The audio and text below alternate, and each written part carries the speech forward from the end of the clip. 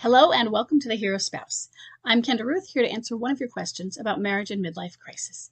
Today we have an anonymous female left behind and forward-moving spouse with a bomb drop of July 7th, 2020, and a date of marriage of 2002. She has a boomerang who is a high-energy replayer. She says, I found out my husband was cheating with escorts in July of 2020. He was working away from home. He came home in September and we fumbled a lot. I never thought about midlife crisis until he then moved out in April of 2023, 2.5 years later, okay? Or almost 3 years later. So I'm uncertain which was bomb drop, 2020 or 2023. He's saying things can't be fixed at this time, but hasn't filed for divorce. I do know he had a lot of sexual abuse as a child. He's been a recovering alcoholic. She says recovering from alcohol. I said alcoholic. Since 2001. However, I know he's been using pot, and I wonder if he's been drinking. Working friends are noticing his behavior and lies. He's living with his mom. He mostly ignores me and monsters, but still comes to mow or pick up things from the house. He sometimes will hug me and say, I love you. I'm just so confused on what stage he's at. What advice do you have? Okay, first thing, you have two questions, bomb drop and stage. And those aren't the same thing. Right now, what stage he's at is replay. Period. Bomb drop. In this case, I would say that bomb drop was the recent one. Now, here's why. Here's how you tell where bomb drop is. You did fumble a lot previously, but it kind of got stuffed under also. And we can have a previous event that isn't part of a midlife crisis, such as infidelity, and have a midlife crisis as well.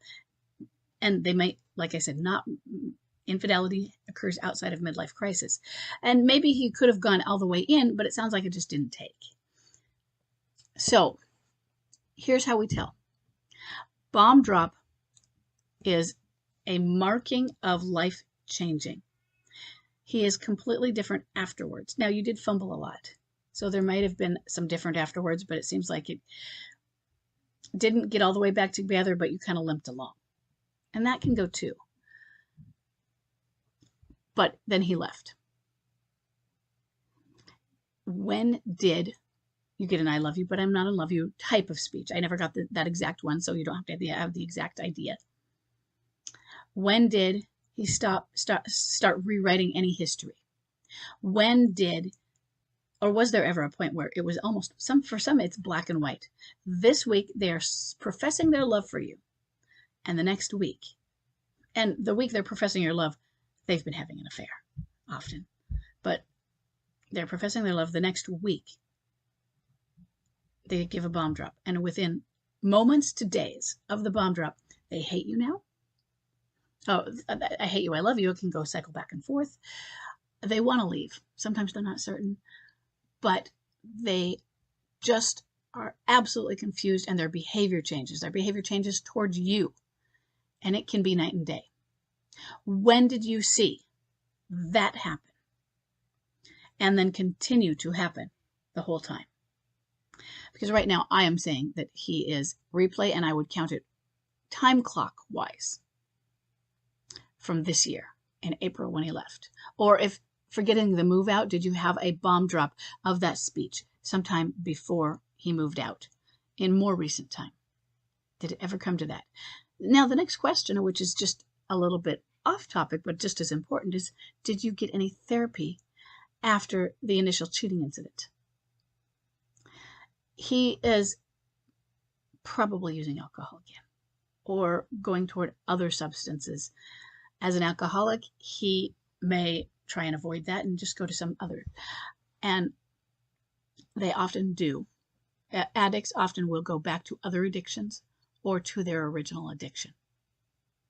This is not out of the ordinary, and that does include those who are 20 years sober. That's one of his coping skills. He knows it's a negative one. He's recovered from it before. He also has some clinging tendencies, so he's not just a strict boomerang.